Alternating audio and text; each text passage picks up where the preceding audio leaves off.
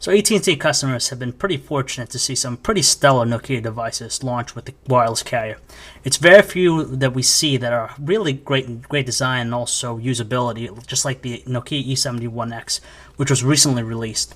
But now we have the Nokia Surge, the 6790, which tries to supplement and strengthen Nokia's lineup with the US carrier. Now, unlike the E71X, the Nokia Surge just has a relatively cheap feel to it. The reason being is because that they use this glossy plastic, which does attract a lot of fingerprints throughout the body. It's mundane and just doesn't really give us a great feeling of quality workmanship. So it's great that it's lightweight just because of the materials, but it just doesn't really feel that well. On top of that, it just made us wonder about how the designers went about building up this phone from the ground up. It seems to us that they decided to build it around the fact that they want to have the landscape orientation in mind rather than a portrait, just because of the way the buttons are configured and also the QWERTY keyboard. Okay, the first thing you'll notice with the device is the 2.4-inch LCD screen. It displays 16 million colors and has a resolution of 320 by 240. Now, the screen isn't as sharp or vivid when compared to other devices. That's just because of the fact that it's running the aging S60 platform. On the front, you also have your navigational pad, which is relatively small and tiny. We had a hard time pressing it and found ourselves mispressing a lot of the buttons. You also have some dedicated buttons here on the side, your send and end key. They're all flush with the surface. Now, when you slide the phone from left to right, it will reveal the full QWERTY keyboard, which is a 4-row system.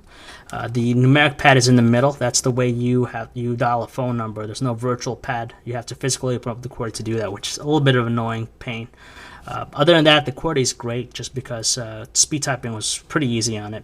And on top of that, it had pretty adequate lighting, more towards the middle than anything else. We just recommend that they utilize more of the bottom row with the space bar taking up a lot of space and 2 shift keys. On the left-hand side, you will have the micro USB port for connecting to a PC. On the other side, you have your volume rocker and your dedicated camera button. And on top, you have your speakerphone, 2.5mm headset jack, and your charging port. The back has the 2-megapixel camera, and when you remove the back cover, it reveals the battery and also the micro SD card slot, which is a little bit of a pain trying to access. The Nokia Surge is powered by the Nokia S60 3rd edition, so anyone who's used in the past will fit right in with this device. There's nothing really major that stands out. Now, this is the home screen that you have. You could pretty much modify it to your liking, which is done by going under the settings menu. There's different themes, different wallpapers, idle screens that you can modify just to give it a special, unique look. The platform itself is a little bit outdated. There's no nifty 3D designs or graphics or transition effects, so it kind of, it's far behind the others that have pretty much set standard. It does run pretty quick unless you do run memory-intensive applications like the AT&T Music Player or even the web browser. Now, we definitely like the experience we got with the web browser. It does a pretty good job of displaying it accurately as you would see it on a PC. Now, what you see here is our page, a complex website like ours, loaded up.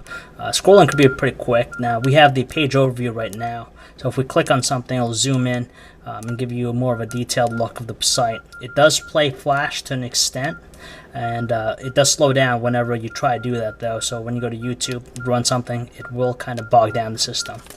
There's an accelerometer built in that will automatically change the display from portrait to landscape. Somewhat instantaneous, and we didn't have pretty much no problems with doing that. The Surge has some aspects of a smartphone, so as far as messaging capabilities, it does a phenomenal job. You have your text messaging, which is pretty simple. You'll also be able to check your email. You utilize pretty much any email client provider, whether it be Yahoo, Gmail. You just put in username, password, and if it's something obscure, you probably have to put in some options such as the incoming and outgoing server addresses. IM application, it's powered by Oz. You have your choice of AIM, Windows Live Messenger, and Yahoo Messenger. Pretty on par with most other devices that we've seen recently. When it came to using the Nokia Surge for phone calls, we had some mixed results. Phone quality was okay, wasn't the best. Callers stated that our voices were sometimes muffled. We didn't have too much of a difficult time hearing us, but we did notice some background noise or static whenever there was dead silence. As far as the speakerphone quality was concerned, there was some crackling when placed on the loudest setting. Not the best, but it was usable. The other great features of the Nokia Surges is smartphone elements. For example, you'll have the ability to actually open up PDF files and also Office files, either Word or Excel, with Quick Office.